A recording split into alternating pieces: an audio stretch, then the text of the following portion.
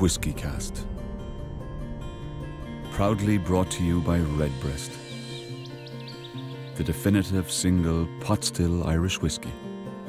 Join the Stillhouse at singlepotstill.com and receive an exclusive whiskey tasting journal.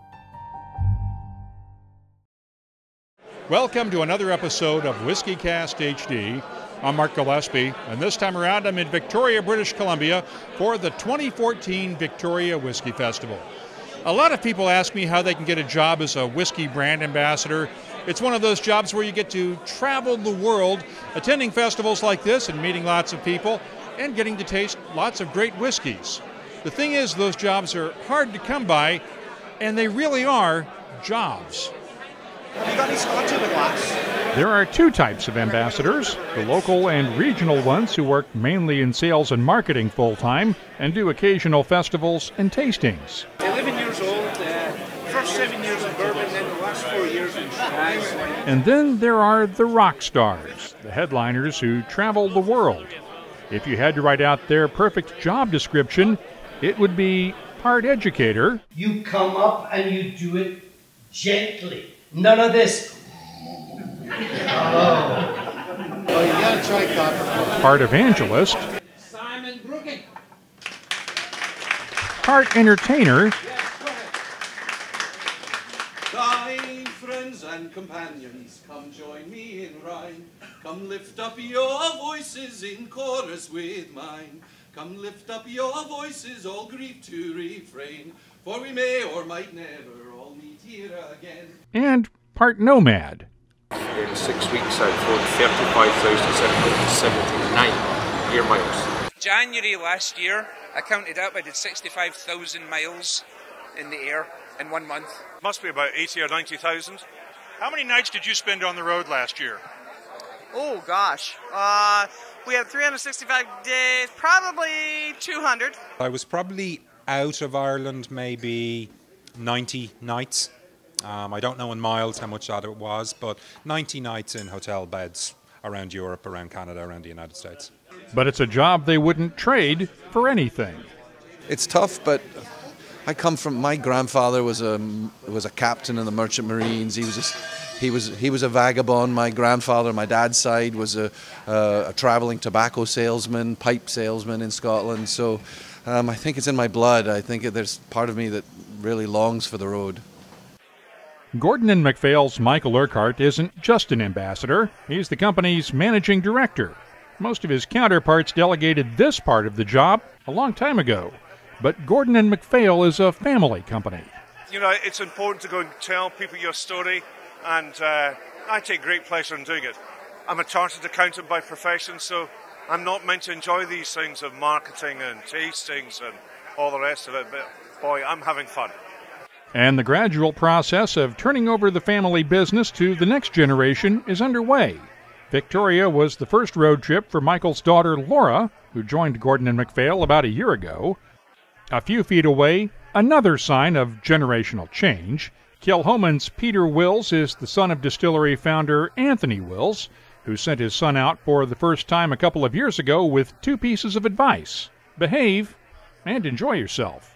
It's good fun. They try and lead me astray. I'm the youngest one on all the trips, so I'm a good 4 or 5 years younger than most of them, so I guess they try and nudge me in the right direction, get me to drink a bit more and do a few foolish things, but I think I control it all right. I do it right for myself.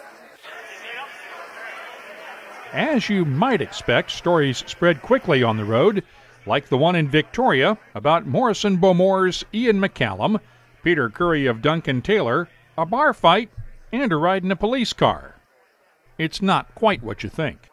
Last night, as we were leaving the bar, unfortunately, two gentlemen who were nothing to do with us had a bit of a disagreement, and one of them was assaulted and fell and hit his head pretty badly, Mark, bleeding from the ears. So myself and Peter suddenly became the rescue force, having to track down the police and the ambulance, and at which point we were taken away to the police station to make statements. At 3 o'clock this morning we were brought back to the hotel in a police cruiser with the lights on and the siren. So yeah, an interesting way to get a free taxi ride back to the hotel. Just another normal weekend on the road, huh? Just another normal weekend on the road. It's something I will put into my book, but I think that's when I might leave until I retire. Most brand ambassadors could write that book, but they'd probably make more money writing travel guides. Well, I have to say I'm an American Airlines fan because that's what I fly mostly. Aer Lingus favourite airline, from customer service all the way through to just taking care of you. And as an Irish person, you always feel like once you get onto that plane, you're home. Best airline without a shadow of a doubt, KLM. British Airways are always very good to me. Delta. My favourite airline would be a private one if we could do such a thing.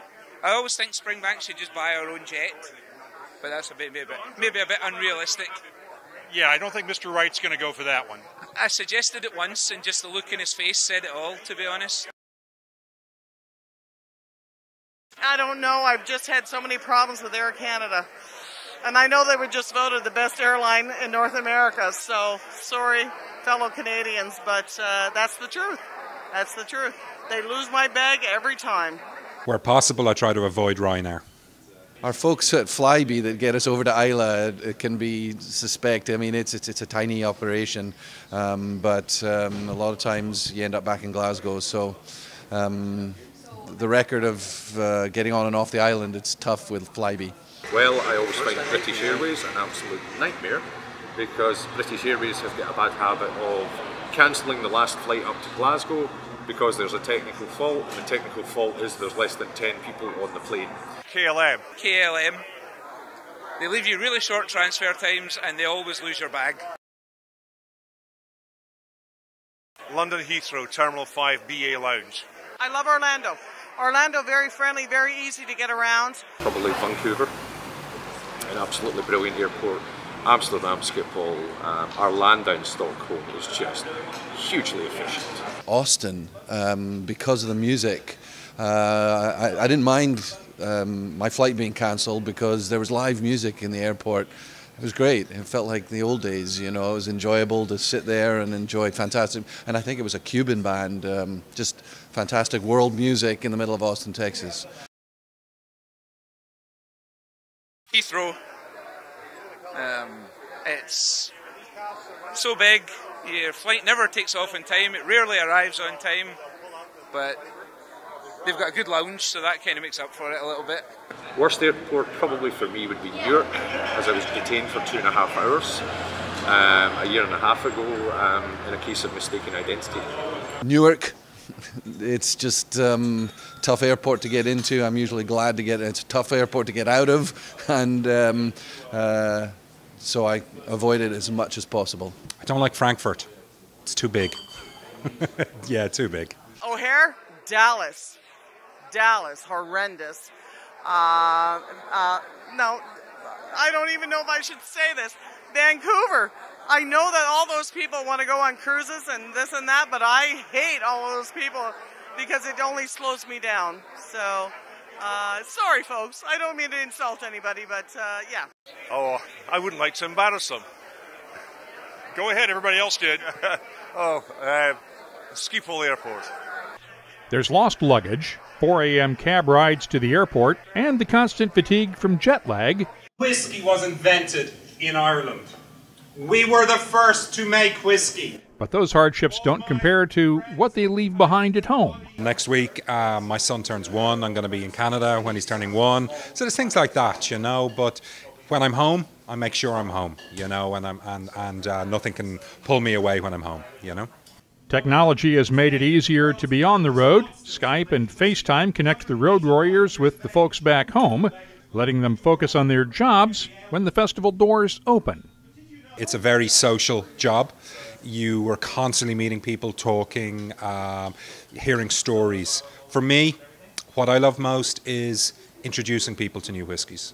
When you see the realisation in somebody's face that they've tried something new, maybe a Kilbeggan, maybe a Greenore, maybe a Tyrconnell, maybe a Connemara, whatever, but you can tell you've changed their life. And, you know, in a sort of way that they've never tried it before, and this is a drink that they'll probably have with them for the rest of their life.